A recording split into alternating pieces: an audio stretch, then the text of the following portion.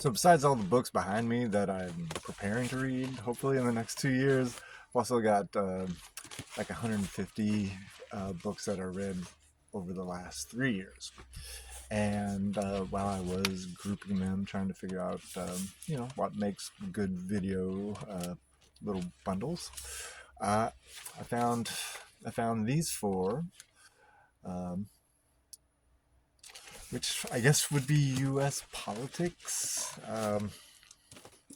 Anyhow, this was the new one that came out in 2024. War from Bob Woodward. This was leading up to the 2024 election. Uh, so he does tons of interviews and gets a lot of inside stuff. But that was interesting.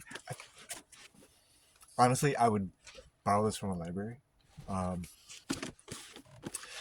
I don't know if I'll read it again, honestly, but it's worth.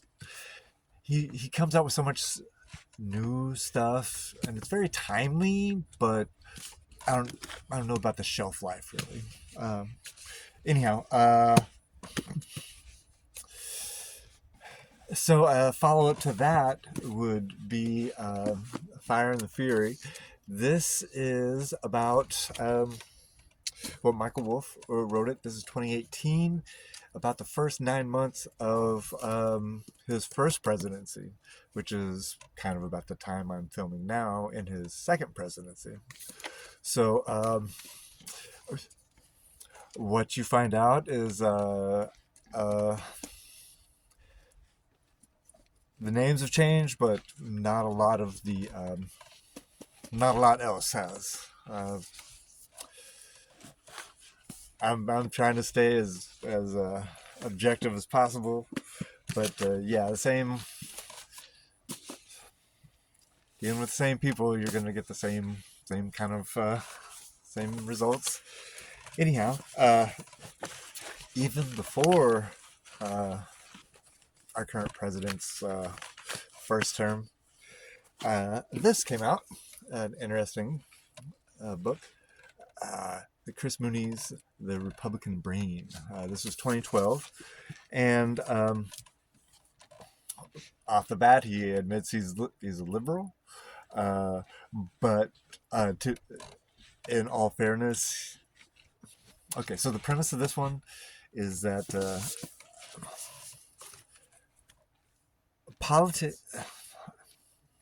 American conservative liberal politics are actually a matter of psychology that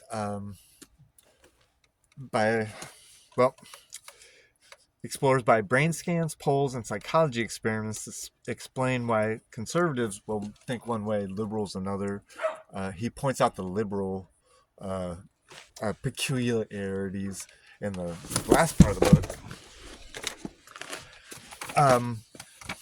But of course, with this title, he points out why why conservatives today, again in 2024, or excuse me, 2012,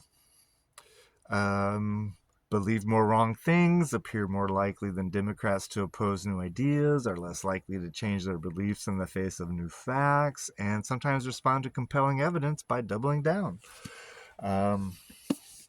on their current beliefs. So, I guess regardless of where you sit on the fence, this would be interesting to see where the guy's coming from.